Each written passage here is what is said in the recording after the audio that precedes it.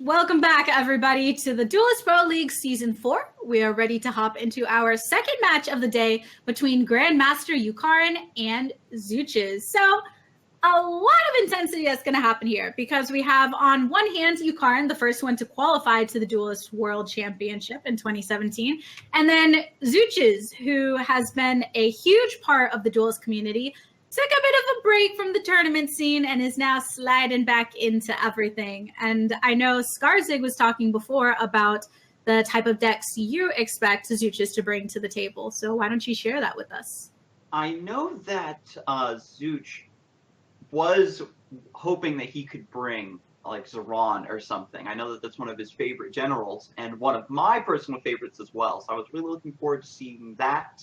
The Duelyst Pro League, however, he did mention, I believe, afterwards that he didn't feel like he had enough time to prepare for such a niche list. He wanted to come up with something fresh for that general. So he just went with some tried and true stuff here, of course, putting his own spin on things. So I'm really excited to see him play. Mm-hmm. And for those that don't know, Zoochz was voted the top deck builder by Nine Moons. So if you've caught his streams, caught his YouTube content, he has brought a lot of innovation to the table, which is something that a lot of people enjoy seeing, especially when things like expansions hit. Now, Mogwai, what are your thoughts on this matchup, particularly the fact that Yukarin, one of the first to qualify to the DWC, is still sticking around here in the DPL?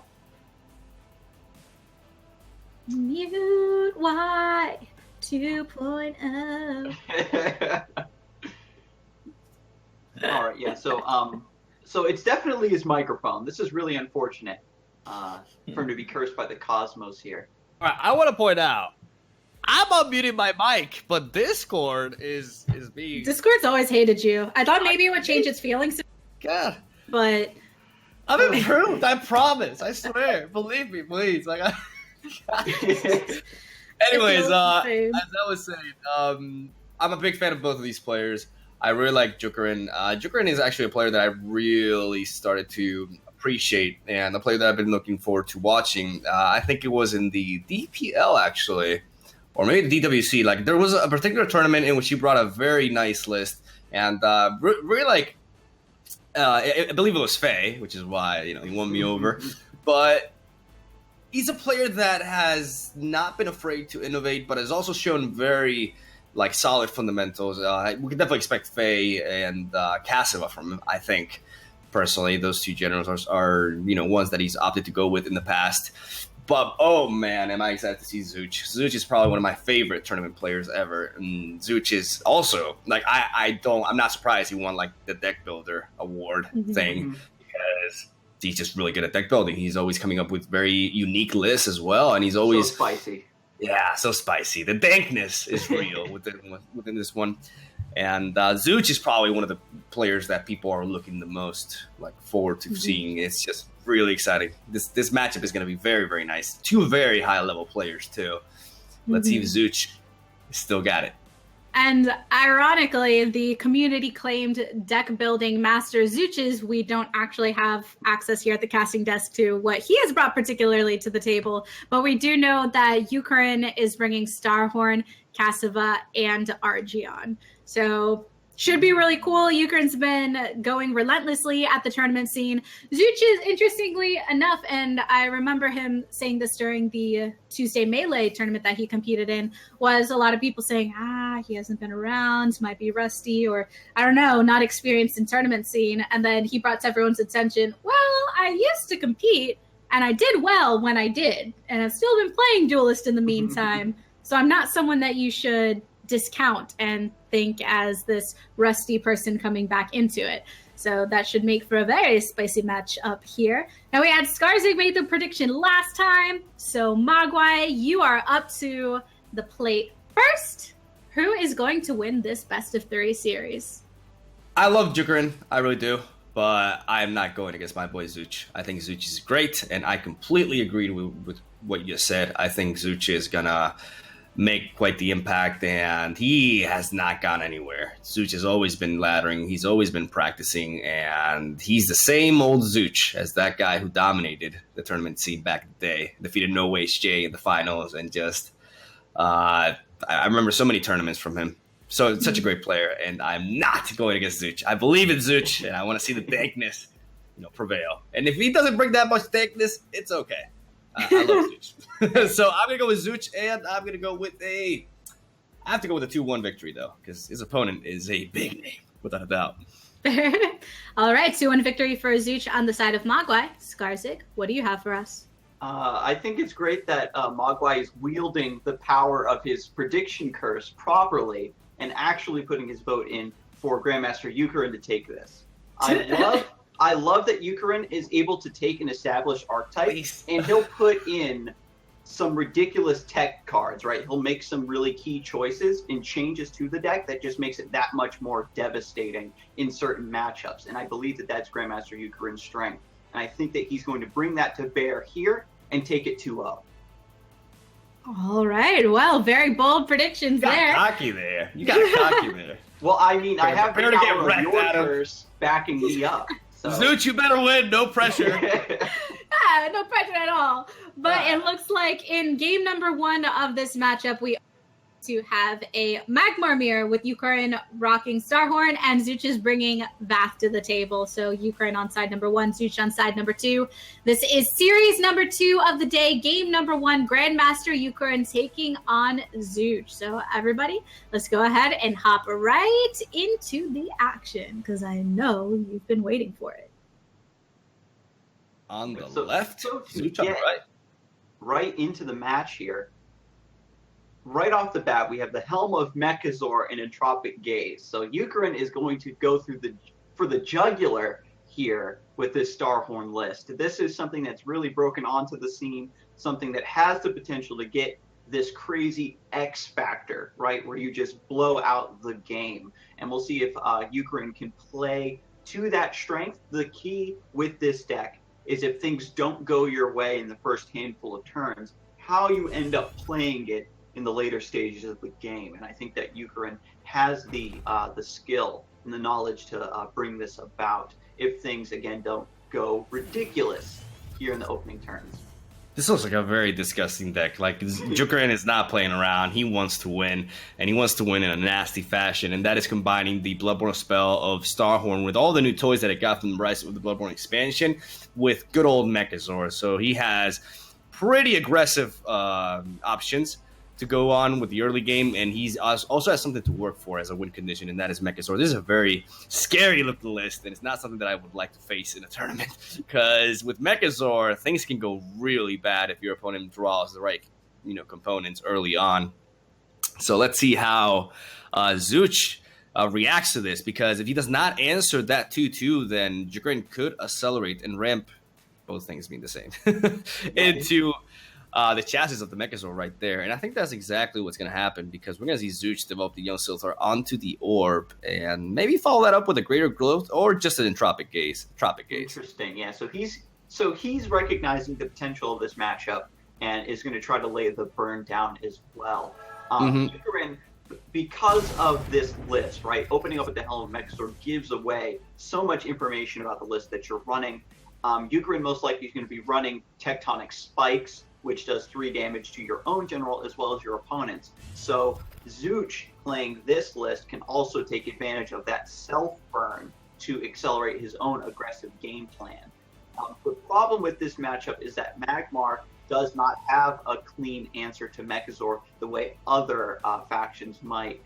For example, Chromatic Cold, or just Banar just enfeebles it. Exactly, or enfeeble. That is true, right? Something AoE. Magmar doesn't run Metamorphosis anymore, right? That's a card that's somewhat fallen out of the meta because it's such a late game card. Right now, it's really hard to play a spell like that in the later stages of the game. But I really do like the chassis of Mechazor here as a potential play. However, the Cannon of Mechazor and Helm could be really strong here too. Because the chassis is a 5/4, Zoochz could just potentially clear it with the Young Silithar Greater Fortitude combo. And he's gonna just ramp up these robots. Starhorn is going crazy with the robots here, as he's already at 60%, and he's got the next turn he could actually next turn he could just get Megazord out if he drops the cannon and flashes that sort of the Megazord. Zoochz is in trouble. And this Dire Tide Frenzy with Greater Fortitude is going to enable him to clear that, though. Yeah, but I like the fact that he's just going face here because he knows that he has to rush him down. I love this approach by Zoochz. He's just trying to hunt him down, and he's got quite a lot of burst, too, which is important to say. Like, that Blood Tier gives him another body and more damage onto him. He has an Entropic Gaze, he has a Tiger, and he's got good old Mechantor Jesus in his hand. Zoochz could outpace the Starhorn here before Megazord is relevant. This is a very strong turn for him. Like, we see Yukarin has no Mechantor, nothing to, like, really deal with this board right now. The Helm of Megazords are actually in a very bad spot to help love deal the with Killer this Instinct. board. I love it. Oh, Zoochz, I missed you. Going right in, again, recognizing that Megazord is going to be an enormous issue once it drops for him to actually deal with. So he's pulling the trigger, going right in. That Tectonic Spice is just going to hurt him even more. Like, Yukarin needs some breathing air. That's a 5-3. Young Silithar out of reach. Oh my god, this could be end quickly. Like, it was looking so grim for Zoochz, but now all of a sudden Zoochz was like, you know what? I don't care about your robots. I'm going in, and I'm killing you before you can punish me with that tremendous 8-8 that can just shoot at you from the distance. And like I said, man, Yukarin has no answers to this right now. He has no answers. Yeah, the weakness of the individual Megazord pieces is that they are so flimsy. He can't even block. He can't even body block with anything here to keep this young Silithar off of him. Well, he can with the sort of the Megazord, but then that Blood Tier Alchemist can trade with it easily, and he's got a total of 7 damage in hand. He's got it. He's already got it. It's over. Let me see. Yeah, the Blood Tier Alchemist trades. He roped. He roped it. He roped. Oh, it doesn't matter though. He's got it. 7 damage, Kitty, and Entropic Gaze. It is over, ladies and gentlemen. Look at that.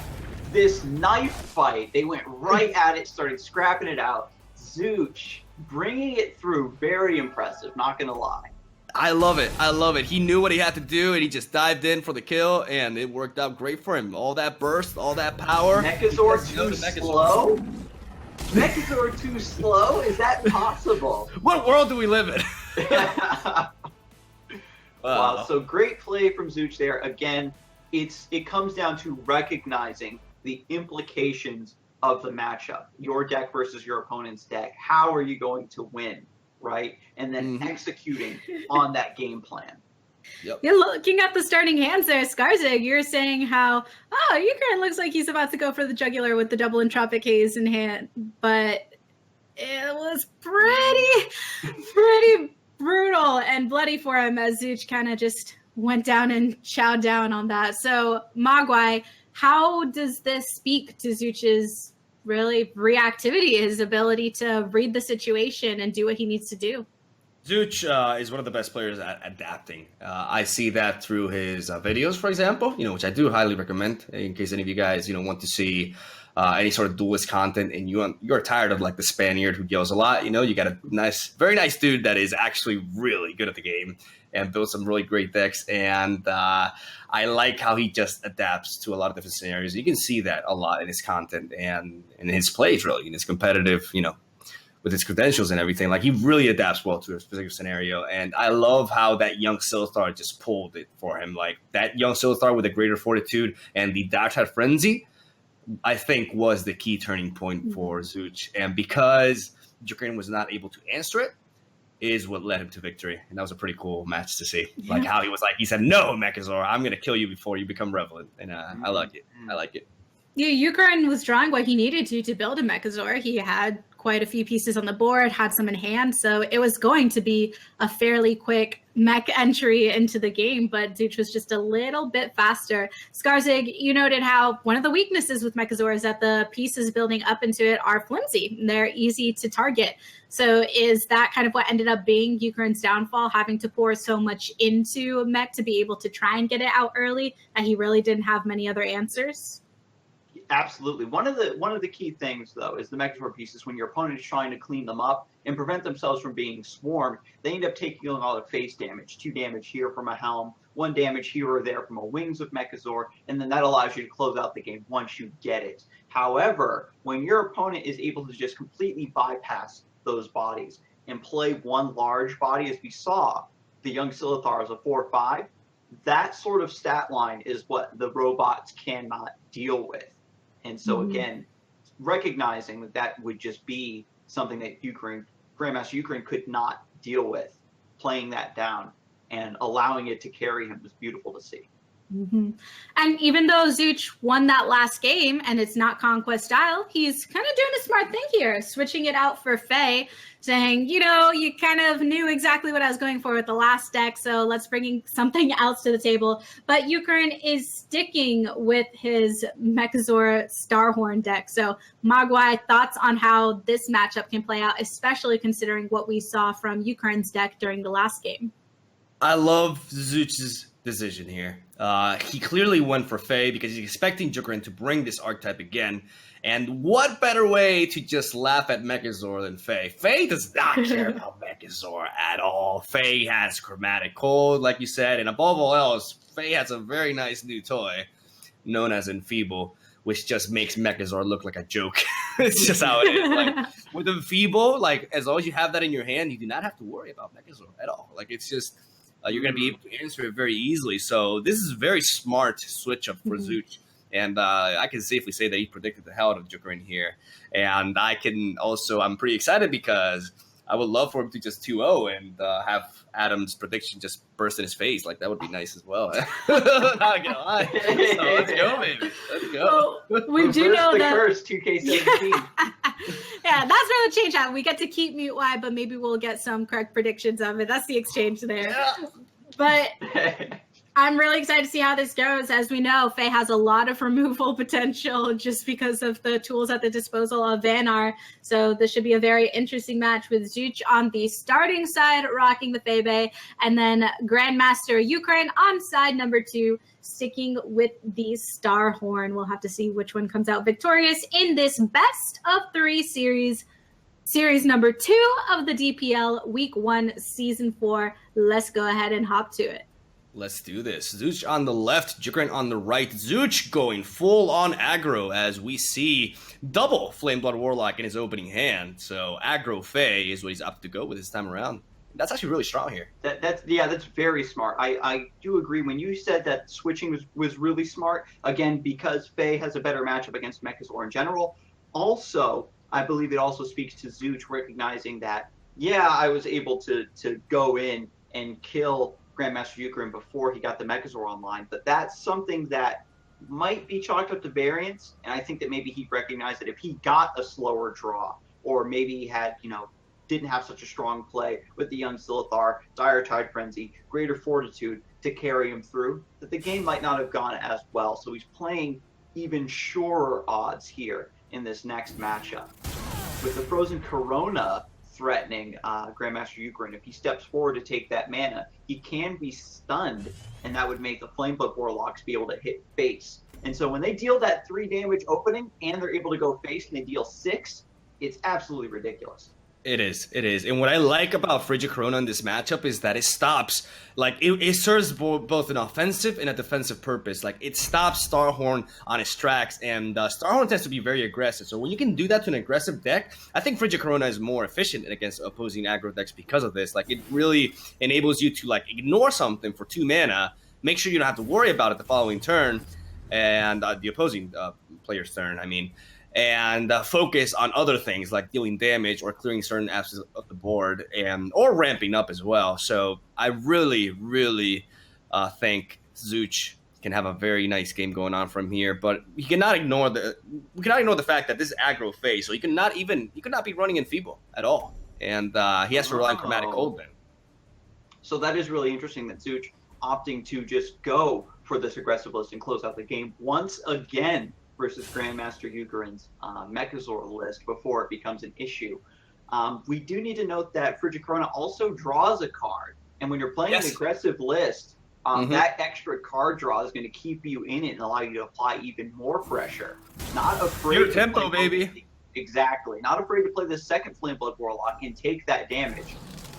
When you and your opponent are at the same health total, but you're playing the more aggressive list, it doesn't matter that you took a little bit of damage because you're just setting your opponent on a timer. He just replaced we saw him replace Blistering Scorn there, so I would assume that he's actually running Enfeeble, I think, because that combo is just too good to pass up, at least in my eyes. As how you know, much the mana is 7 Enfeeble again? 3. It's a 7 mana combo. 7 mana and I think it's combo. very good for those games that drag out and like he has like a lot of provokes or something. Like I think it's a nice way to him to keep up the pressure. And we see Frostbone Naga as well, which is not the first time we've seen this in aggressive Fey list. I think No HJ really liked that card. And a lot of Fey lists run it actually. So nice, a lot of burst, a lot of out-of-hand damage. And he's got that Warbird as well. Even though Yukarin is still sitting at 19 while Zoochz is already at 15. There's a lot of potential damage output, but I don't think Mechazor is going to be too much of an issue this match because I don't think he's only developed one Mechazor unit, correct? Yeah, it's only been the Helm of Mechazor so far. Yeah. He was forced to play the Primus Fist. He wanted to take a more defensive stance against that Flameblood Warlock opening. So again, he didn't take that double damage from the unit. And just to loop back around, for those of you who don't know, Frostbone Naga is a 4-mana 3/3 that deals 2 damage to everything around it when it comes into play. That's friendly and enemy units. That's a lot of damage. He's made a mill with that, and he's actually removing that party from the board. And Zoochz is at 11. Zoochz has to be careful here, very very careful, as he's gonna actually opt to replace Frostbone Naga. It seems. I mean, Frostbone Naga is not bad here, but he can't really. Like, he needs to make more plays. I think he has to go with a Warbird Heartsister here. Yeah, because if he plays the Frostbone Naga, it'll put him down to 9. Yeah, that's just no good, especially at this point in the game when your opponent has more bodies on the board than you and is ahead in life total. Zoochz has the potential here to just walk away, back off. I think he's going to drop down to the mana tile, and he's going to utilize Cryptographer there and Heartsister and Warbird. I think that's a very nice play to remove the sort of the Mechazor. Exactly, because you need to take the mana tile out of the equation to prevent a Mechazor deck from ramping as much as possible. It keeps the Sword of Mechazor from potential value getting a frenzy off on you, and it would only leave Yukarin in the spot where he can hit him with his general, bring him down to 9. Because Grandmaster Yukarin only has 3 cards in hand, he doesn't have to worry too much about a lot of burst at this stage in the game, in my opinion. Interesting approach there, as he opts to take an entropic gaze of his own. And wait, he goes for the Warbird? That's a bit of a weird execution there by Zoochz. What do you feel he should have done instead of the Warbird? Well, it's no. I mean, you don't want to entropic gaze. Yeah, I guess he's actually, is he setting up for lethal? Let's think a bit. He's got 5 mana next turn, which means you can combine Tiger with entropic gaze. That's 7 out-of-hand damage. But he needs quite a bit more than that, so I'm not sure what his lineup thought was there. Right, the Alcuin Lower Master is in a spot now where nothing on the board can trade into it. Yeah, yep. I for one second, I don't know why, but I thought that he tectonic spiked. So let's see here. He's got the Cannon of Mechazor, which he can actually just play in a corner. In this matchup, again, versus Faye, Cannon of Mechazor isn't good, because it just dies outright to Chromatic Cold. It's a 3-mana 2/2 ranged unit, so it loses range and gets completely shut down by Chromatic Cold. He does, however, still get to progress his Mechazor building progress. I like chassis because it's hard for Faye to kill, especially because it's spell not immune. targeted. Chassis of Mechazor is spell immune. It's a 4-mana 5. He's got 5 attack too, which is what he needs now. He needs a body like right next to Faye that can pressure her, and Chassis does a very good job at that. And I like how Yukarin is screening this as well. Very smart by him. He actually has trouble dealing with this Chassis right now. Like, it's not easy for him. Yeah, so he can potentially move the Alcuin Lore Master to trade into the Primus Fist, but before he makes that kind of play, he could actually play the Heartsister to move the Chassis away from his general, and then he only needs to find a way to deal with the Sword of Mechazor. He can actually opt to go with that Cryptographer, Warbird, and get some damage. Yeah, Frigid Corona is also interesting, but I think he has to apply Heartsister this turn. He needs to get that. The problem is if he does this, he needs to trade off the 3/1, not with the Primus Fist, but with the Sword of the Mechazor, because I don't think Zoochz just can afford to take any sort of damage at this point. But he also needs to find a way to be aggressive too, because if he's not, then it's just you can already see how long he's taking to think this turn out. This is a key turning point for the match.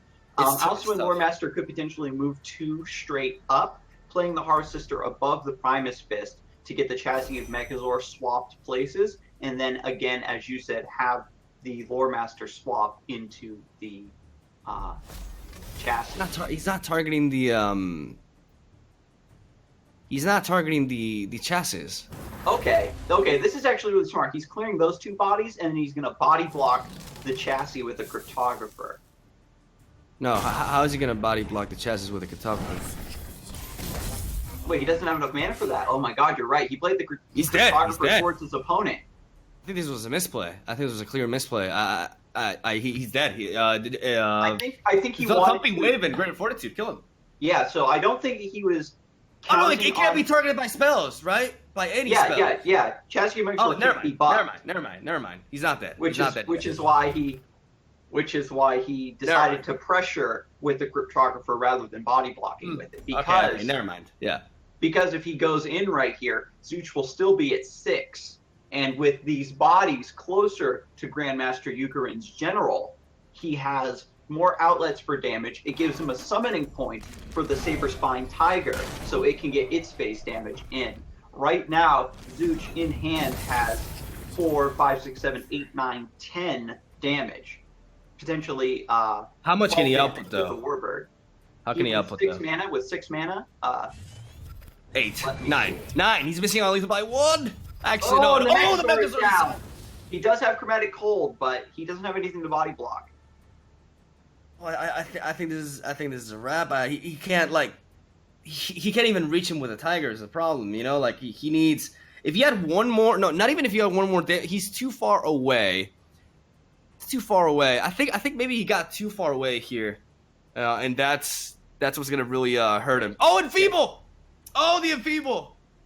Oh, that replaced the Enfeeble coming down.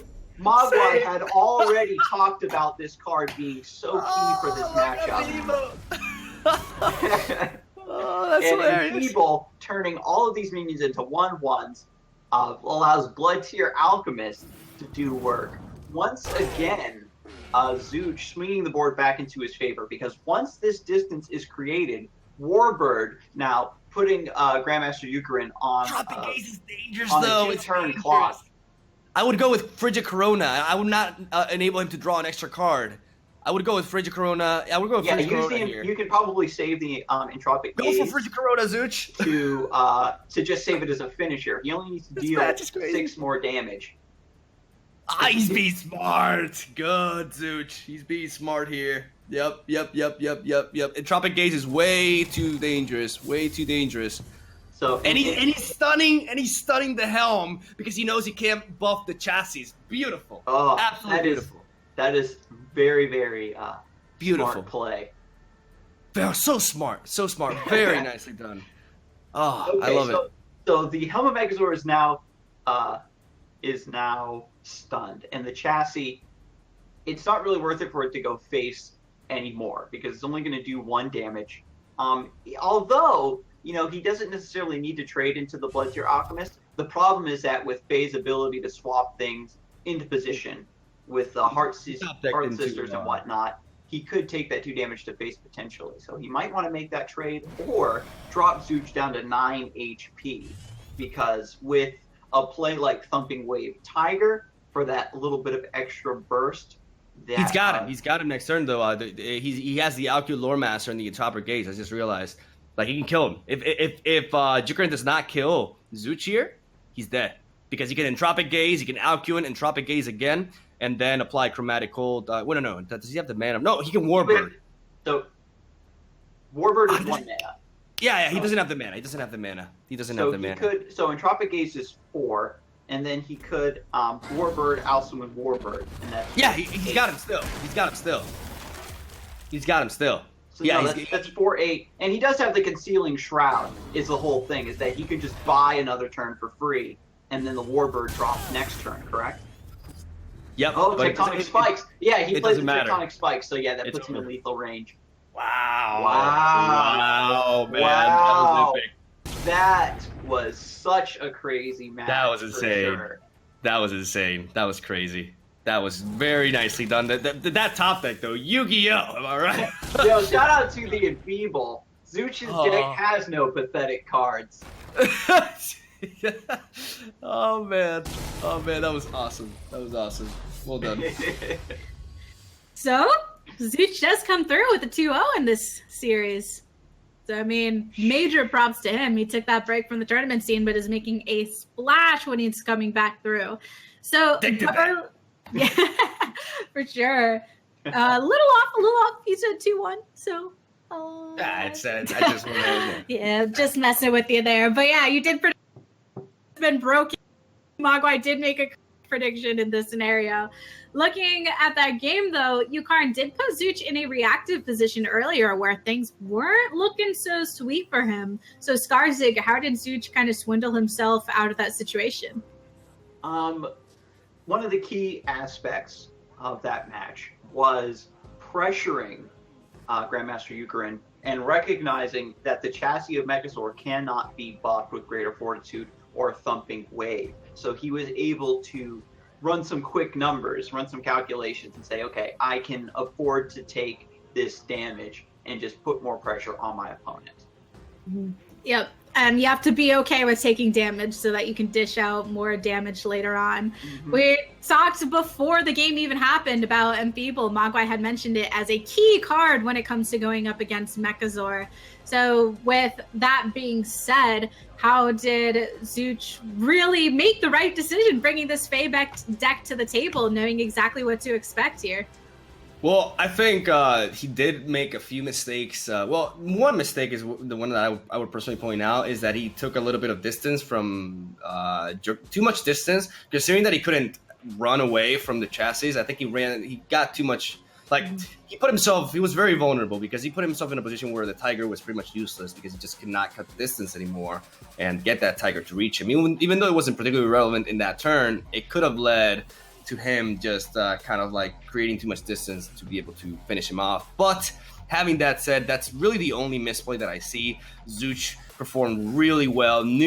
I have said some weird stuff like him not Frigid Coronaing the chassis. He can't Frigid Corona the chassis anyways. I was kind of like thinking of Chromatic Hold there for a second and got things mixed up. I thought you were talking about the Helmor for the General. Like, you wanted to just keep him I was referring chassis. I was kind of like thrown off there because I mixed up Frigid Corona. Like, Vanner has a lot of 2-mana spells now. You mixed them up. And Chromatic Hold is in my brain a lot because it's my main faction. So, but definitely very well done. An outstanding game, man. And Enfeeble just saved him. And shout out to Alsman Loremaster taking the Entropic Gaze. Mm-hmm. That was really smart too. That was like thinking far ahead. That was really good. Mm-hmm. Really good. It really shows. We were talking about how reactive Zoochz is in the game, but he does that right from the beginning. Not just thinking, how can I react this turn, the next turn, but thinking about the resources that are going to be very helpful for him within the next turns in the late game. So many props to him there. One thing that's very interesting between the first two matches, Fraga had defeated Grandmaster Moriarty and Zoochz defeated Grandmaster Yukarin. So the Grandmasters are not doing as well today. Skarzig, what does it say about the longevity of the tournament scene and how much pressure is on these players to just perform well no matter who their opponent is? I like that we're seeing a lot of the quote-unquote new school come in, right, and topple these Grandmasters because I think that they fought so hard to win those titles that they don't want to tarnish their own reputations, so to speak, and they also want to remain consistent and strong in the professional scene. This might be causing them to be less innovative. I think that we saw Fry Guy coming through with Reva, a general that currently is regarded as fallen out of favor or didn't get a lot of tools with Bloodborne. And then we have Zoochz, an old school player coming back into the tournament scene, toppling Grandmaster Yukarin, who, as I had mentioned, used to have that X factor of making really ridiculous changes to an established deck in order to get an edge. So I think that we're sort of seeing history repeat itself, but in a really good way.